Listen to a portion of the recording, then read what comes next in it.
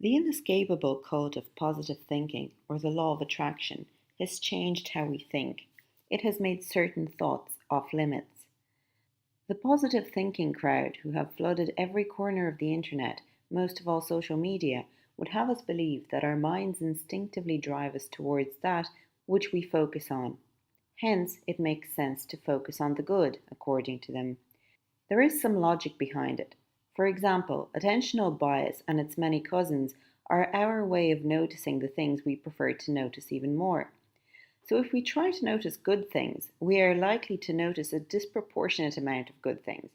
It is assumed that by being surrounded by positivity, we will feed off this virtuous cycle and gather the strength to produce other good things.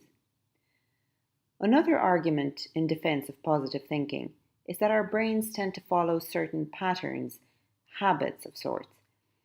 Feeling good more often leads to more feeling good, another virtuous cycle. Positive thinkers encourage setting and identifying with ambitious goals as a necessary part of all achievement in life. There are endless quotes from celebrity icons to support this. Many of those who have succeeded would say, I had a vision of X, Y, and Z, and here I am now, I've achieved it. We don't hear the undoubtedly innumerable stories of those who go through the same process without ever arriving at their destination. In addition, we're quick to assume a causal relationship between the idiosyncrasies of the successful and their success.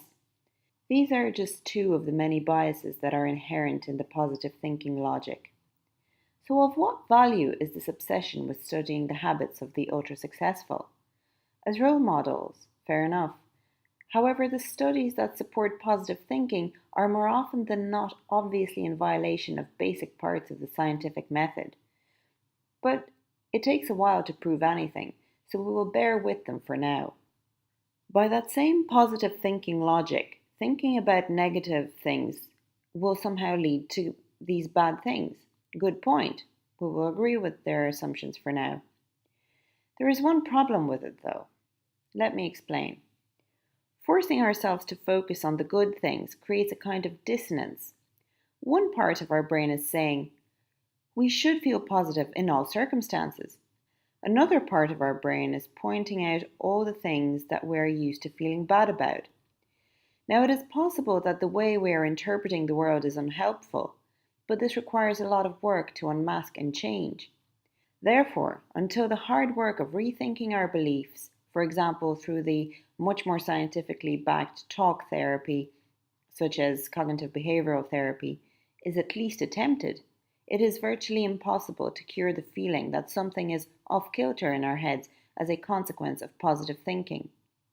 It feels fraudulent and may even make the subject feel worse. Furthermore, and this is the interesting part, this sensation of something not being right will draw more attention to these negative thoughts we were told to run from. The swollen positivity of Instagram doesn't just urge us to be positive, it tells us that being negative is wrong. Rid your life of negative people. Purge negative words from your vocabulary. Avoid negative thoughts.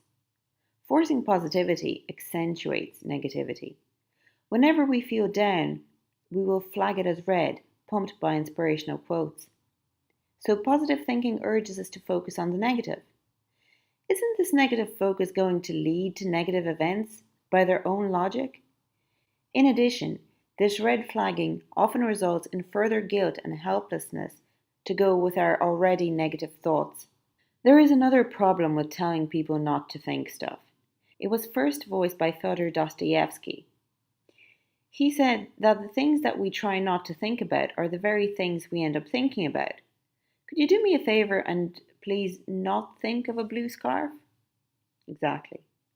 Furthermore, telling someone how they should feel is fertile grounds for tyrannies of the shoulds, feeling low as a consequence of not complying with some preconceived rule or should, more unintended negativity.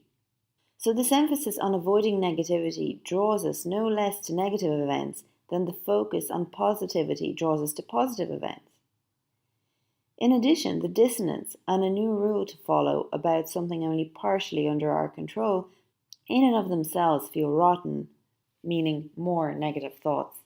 I think positive thinking is flawed, not because it has no basis, but because its basis has counterweights that accentuate the negative thoughts just as much, made worse by the uncomfortable dissonance it creates. It just makes us judge our thoughts even more.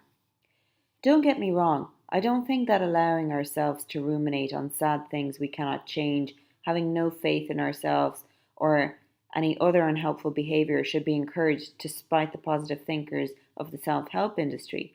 I just don't believe positive thinking is going to solve the underlying conflicts. It's a good idea to see the best in people. It's a good idea to let our positivity strengthen us. It just can't be compulsive, or the positive effect is ruined. There is no need to dwell on the negative beyond what is reasonable either. For example, raising awareness about suicide sometimes results in a higher incidence of it. Not dwelling on something can be achieved without running away from it, however. There is a nice point on that graph somewhere, and I think we could reach it by being a bit more open minded about the negative. It makes sense to reflect on this through the most extreme negative thought of death. Being comfortable with the thought of death seems preposterous to most people, unless they're a doctor or something like that. Even then, it's not their own death they're thinking about. When I first heard of the annual Mexican festival and celebration of death, it seemed insane, blasphemous in a kind of a secular way. My own mother, who unlike me did not grow up with Halloween, still feels there is something not quite right about it. People in our culture seem to avoid thinking about death as if somehow thinking about it will bring it closer. So, where do positive thinkers stand on death? Is thinking of death banned as well? It would seem obvious that death is regarded as one of the worst possible outcomes in our culture. Well, it seems that it's going to happen anyway. The theory underlying positive thinking would lead us to believe that thinking of death will somehow bring it closer. The thought of our own mortality cannot be easily tolerated. It has to go right now. We may touch wood or bless ourselves to undo the damage the thought has already caused. Obviously, there are other explanations for this beside what we usually call positive thinking, but the mechanism is the same. We just don't want to bring it upon ourselves. So is it okay to talk about the negative yet? Talk about death? Death was always a beloved subject of the medieval tradition, with their skulls on their tables on countless paintings to remind themselves of death. There are many lessons to be derived thinking of death. The Stoics loved thinking of death. It's their way to remind themselves that nothing is worse than death, and death isn't that bad. It's our belief about it that makes it bad. Hence, there is no need to fear death. Since we don't have to fear death, the worst outcome of all, surely we don't have to fear anything else. Buddhists would regard death as just another experience, neither good nor bad. Maybe that's it. It's all about trying to avoid uncertainty. Positive thinking seems to heal the pain of uncertainty. It positively confuses our brains that aren't very good at distinguishing between fantasies and reality to begin with. One of the proposed benefits of positive thinking is that it gives us a sense of certainty.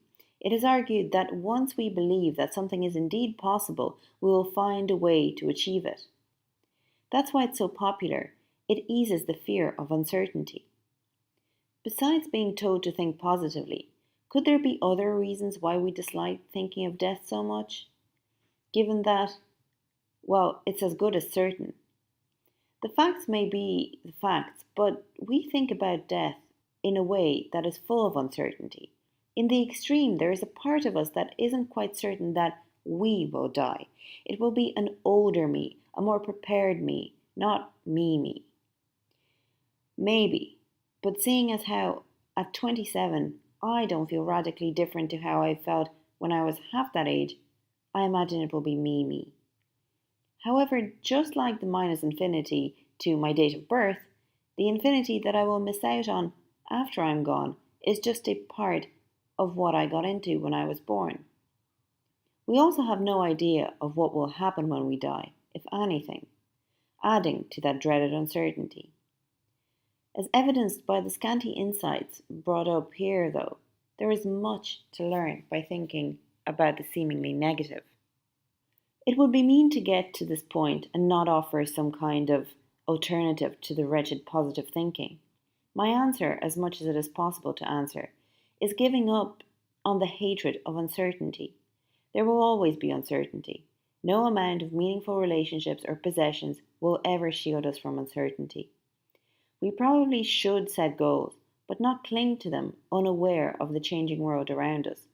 We can try and tame uncertainty by working around it, by forming beliefs that aren't sabotaged by uncertainty, but not by resisting it through compulsive, meaningless positive thinking. For more on this subject, visit thinkingclearly.co.